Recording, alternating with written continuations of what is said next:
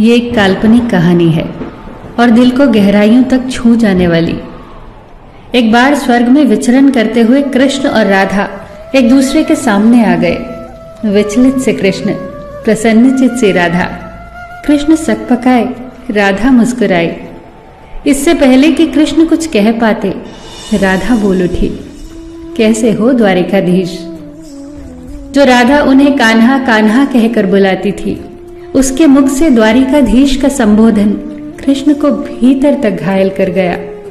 फिर भी किसी तरह अपने आप को संभाल लिया उन्होंने और बोले राधा से, मैं तुम्हारे लिए आज भी वही कान्हा हूं। तुम तो मुझे द्वारिकाधीश मत कहो। आओ बैठते हैं। कुछ मैं अपनी कहता हूं, कुछ तुम अपनी सुनाओ।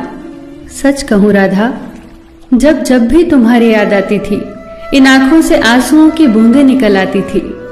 राधा बोली, मेरे साथ ऐसा कुछ नहीं हुआ। न तुम्हारी याद आई, न आंखों से आंसू बहा, क्योंकि हम कभी तुम्हें भूले ही कहां थे। जो तुम याद आते, इन आंखों में तो सदा तुम ही थे।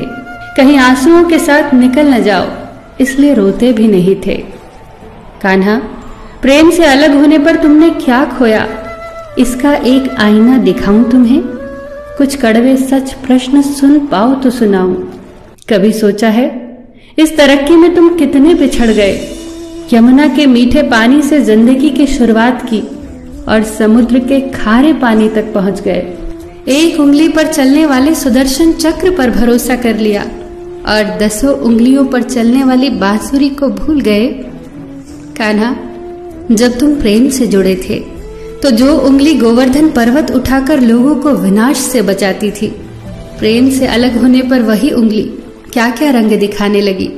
सुदर्शन चक्र उठाकर विनाश के काम आने लगी। कान्हा और द्वारिकाधीश में क्या अंतर होता है बताऊं? कान्हा होते तो तुम सुदामा के घर जाते, सुदामा तुम्हारे घर नहीं आता। युद्ध में और प्रेम में यही तो फर्क होता है।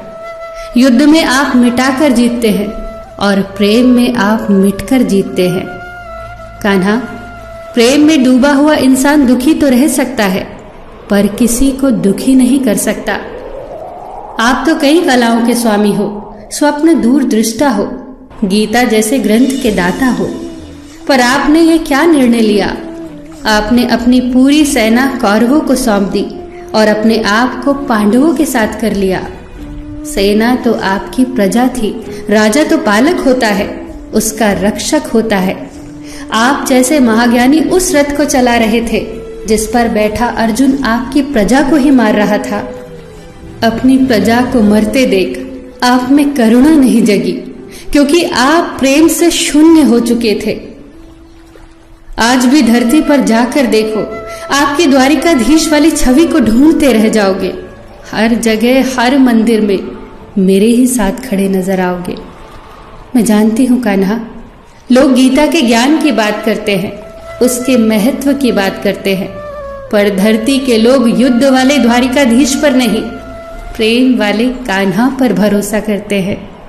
गीता में मेरा दूर दूर तक नाम नहीं है, पर आज भी लोग उसके समापन पर राधे राधे कहते हैं।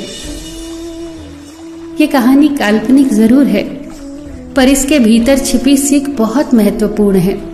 श्री कृष्ण के पास कभी किसी प्रश्न का उत्तर ना हो, ऐसा तो हो ही नहीं सकता, परंतु राधा द्वारा लगाए गए प्रश्न चिन्हों पर कान्हा मौन रहे। यही तो है प्रेम में समर्पण का भाव। पराक्रम में हमें हर किसी को हराना होता है, तब भी हम जीत कर भी हार जाते हैं, परंतु प्रेम में एक ही कईयों का दिल जीत लेता है। सही कहा है कि छोटी सी उंगली पर पूरा गोवर्धन पर्वत उठाने वाले भगवान श्री कृष्ण छोटी सी बांसुरी को दोनों हाथों से पकड़ते थे। फिर मिलेंगे दोस्तों अगली कहानी के साथ।